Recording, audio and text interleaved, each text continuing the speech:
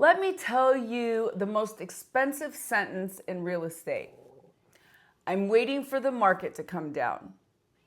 I have heard that sentence from clients who waited through 2012, 2015, 2018, and 2021. Every single one of them is still waiting. And every single one of them is worth less in real estate terms today than they would have been if they would have simply acted. I have a client, I won't use her name, who told me in 1987 that she was going to wait for the right moment to buy her first investment property. She is still waiting. The market has tripled since then 3 times, and she is a smart, capable woman who made one very human mistake. She confused caution with strategy. Welcome back to Wealth, War, and Real Estate. I am Natalie Francine. And I'm Alexis Nassif. Today we're going to dismantle the myth of market timing and replace it with something that actually works. Here is what is true about real estate markets. They cycle. They always have.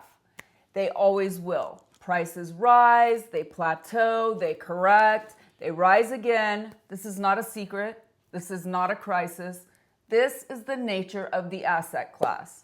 What changes, what determines whether you build wealth or miss it, is not whether you time the cycle perfectly. It is whether you are in the market at all. I want to add a number to that. Studies of long-term real estate returns consistently show that investors who tried to time the entry points underperformed investors who simply bought and held by a margin of 30 to 40% over a 20-year period. Wow. 30 to 40% for trying to be clever.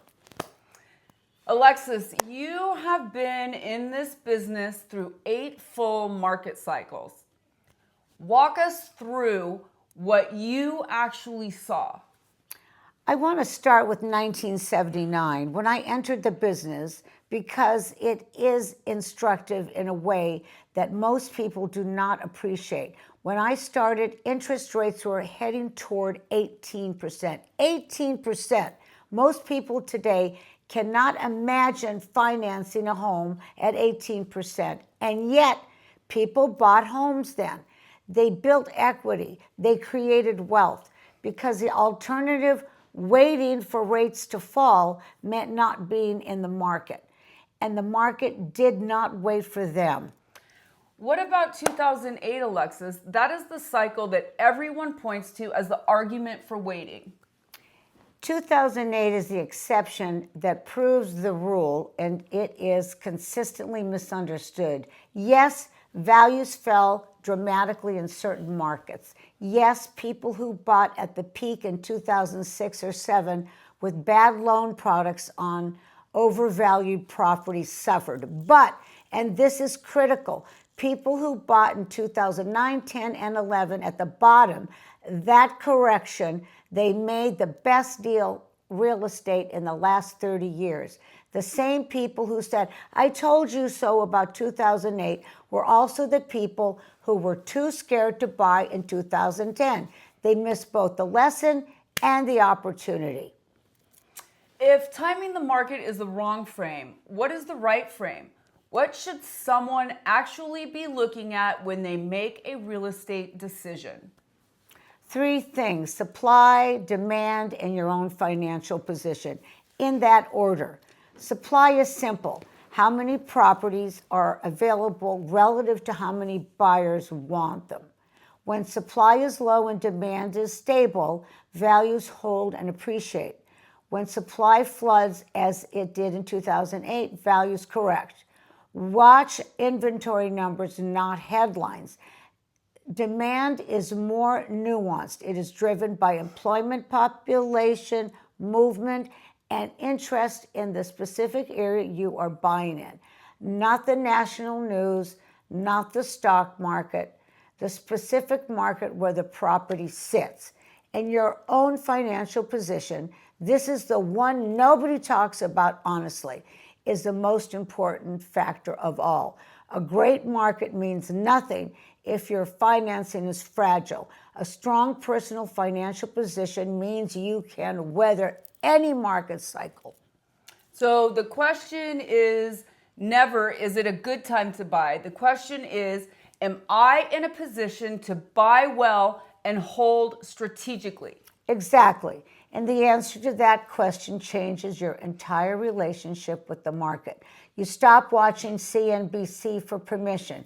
You start making decisions based on your own readiness. I want to go deeper on why people wait because I don't think it is actually about market analysis. I think it's about something else. Fear, dressed up as strategy. Say more, Alexis. When someone tells me they are waiting for the market to correct, what they are saying, almost always really saying, I'm afraid of making a mistake. I'm afraid of committing. I'm afraid that the moment I buy, the value will fall and I will have been wrong. The fear is completely understandable. Real estate is the largest financial commitment most people ever make. Of course, there is fear, but here is what I have watched fear cost people. Every year of waiting is a year of equity you did not build, a year of appreciation you did not capture, and a year of rental income you did not generate. The fear of being wrong has a price, and it compounds.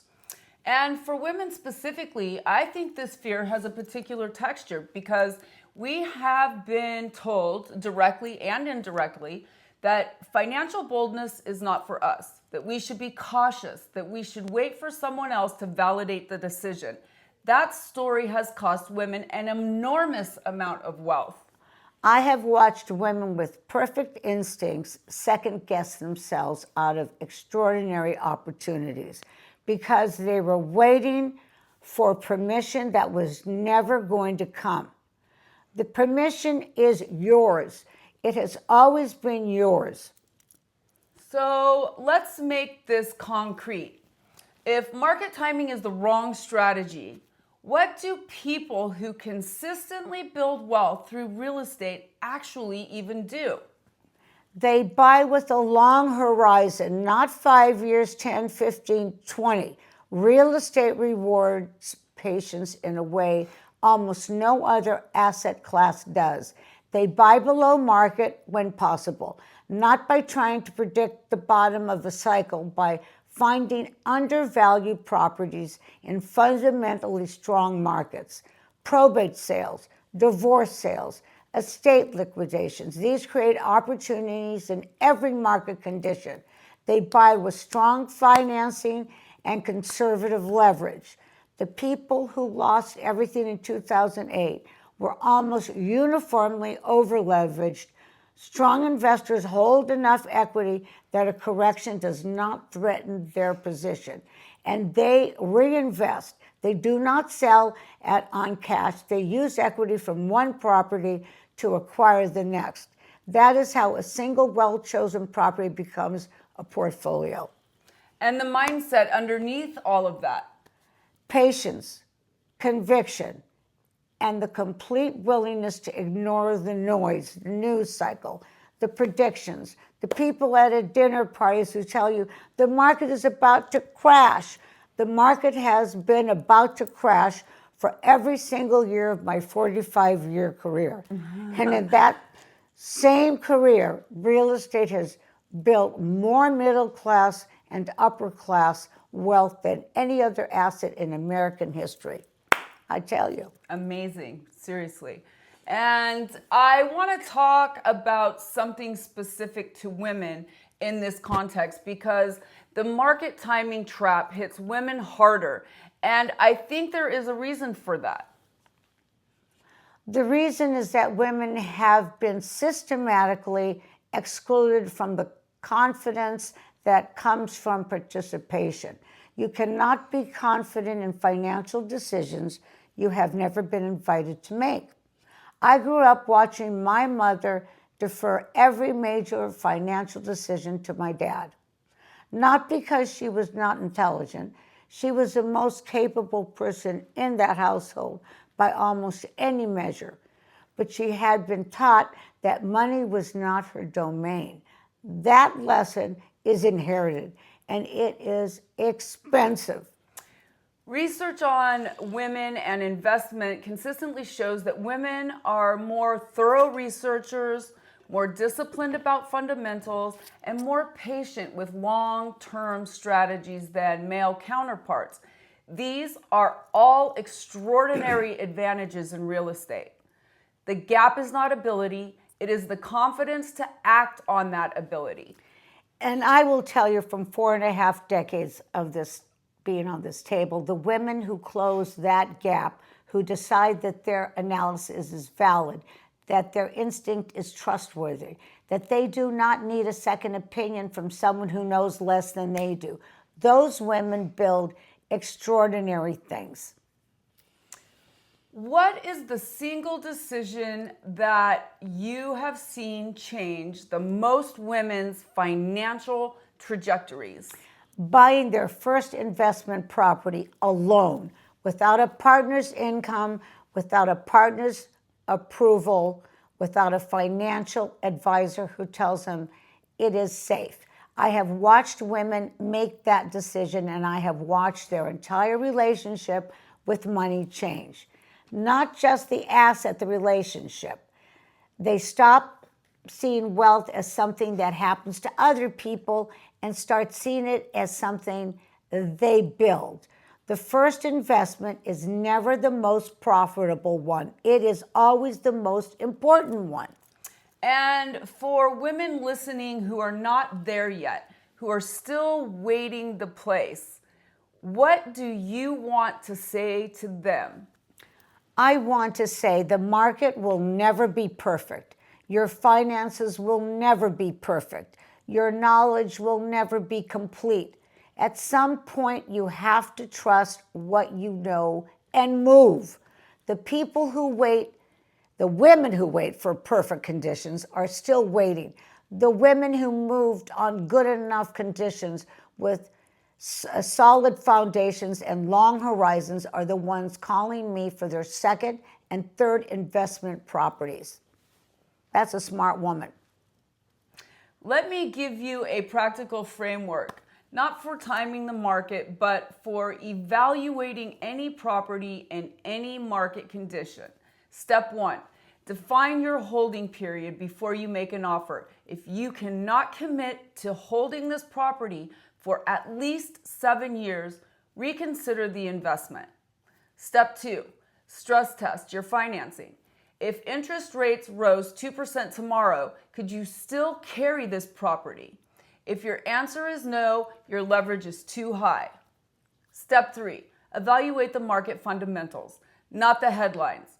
What is the job market like in this area? What is the population trend? What does supply look like over the next 2 to 5 years? Step 4, calculate your returns conservatively. Not what the market might do, what the property will generate at the current rents with conservative assumptions. If those numbers work, the deal works regardless of the market timing. And step 5, the one most people skip, have an exit strategy before you enter. Know under what conditions you would sell, what conditions you would hold, and what conditions you would refinance. Investors who build wealth have an answer to those questions before they close.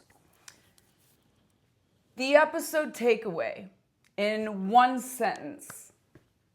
Stop asking if the market is right. Start asking if you are ready. And Alexis, the lesson from today? The market does not owe you a perfect entry point. Your job is to be ready when a good one appears and to recognize that good enough with strong fundamentals and a long horizon almost always beats perfect on paper the never happens. Next week, what luxury really means. And I promise you, it is not what you think. I am Natalie Francine. And I'm Alexis Nassif. This is Wealth, War, and Real Estate. Next week, I want to challenge something. Most people think luxury real estate is about price.